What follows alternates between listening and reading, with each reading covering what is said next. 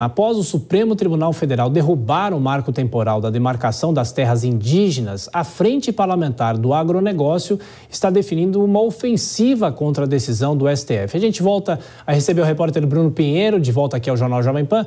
Ô Bruno, o que o grupo pretende fazer para frear a decisão da Corte depois da decisão?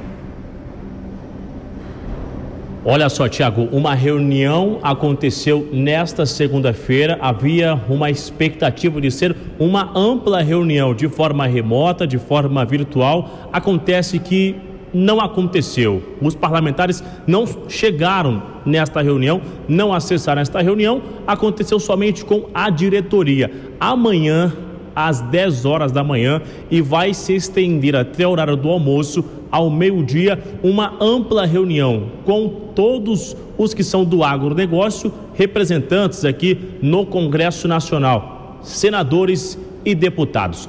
Uma PEC será apresentada que tem como objetivo reduzir, na verdade, esses julgamentos, essas recentes decisões do STF em assuntos que os representantes alegam que é de uma relevância, de competência do Congresso Nacional e não do STF. Só para a gente entender, a ideia é que exista uma autonomia do Congresso Nacional em revisar as decisões do STF, a fim de não cometer injustiça em alguns assuntos que são considerados inconstitucionais, inclusive uma resposta direta, objetiva em relação ao novo marco temporal. Então, isso será apresentado amanhã. Durante esta reunião haverá uma discussão e a ideia é já apresentar no Congresso Nacional e conseguir o número suficiente de votos.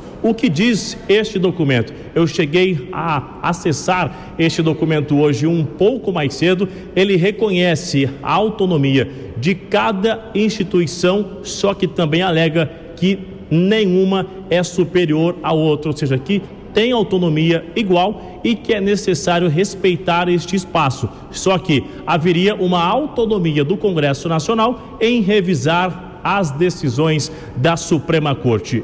É uma tarefa muito difícil, será necessário muita discussão, já que na última semana eles enxergaram como uma vitória dos indígenas e uma derrota dos ruralistas na Suprema Corte, viu, Tiago? Sim, Bruno Pinheiro, até daqui a pouco. E um rápido destaque de cada um dos nossos comentaristas, 30 segundos para cada um. Dora Kramer, já que o Supremo considerou o marco inconstitucional, só uma PEC pode mudar isso daí e tem expectativa para votação, para uma aprovação?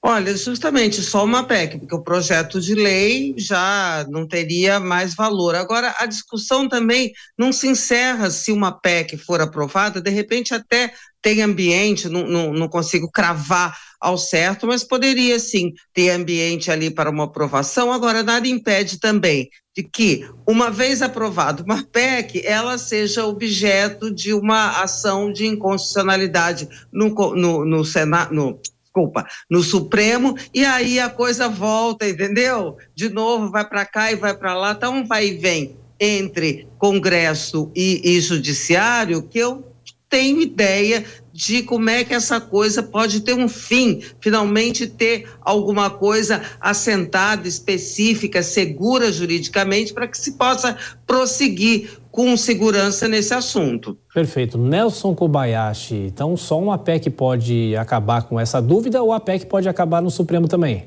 Eu acho que a PEC não tem condições de mudar a decisão do Supremo, até porque a proposta de emenda à Constituição não pode mudar os direitos fundamentais, as cláusulas pétreas, que deram base à decisão, porque o direito à dignidade do povo originário se sobrepõe a todos os outros artigos da Constituição. Eu acredito que a PEC só poderia ampliar a questão da indenização. Poderia ter uma PEC, por exemplo, para falar que o Estado, a União, vai desapropriar uma terra que agora é demarcada para os indígenas e que deve indenizar, por exemplo, a terra nua, que hoje não aconteceria, além, é claro, das benfeitorias. Talvez é o que tem para acontecer através de uma proposta de emenda à Constituição. Mudar a decisão, eu acredito que não tenha como.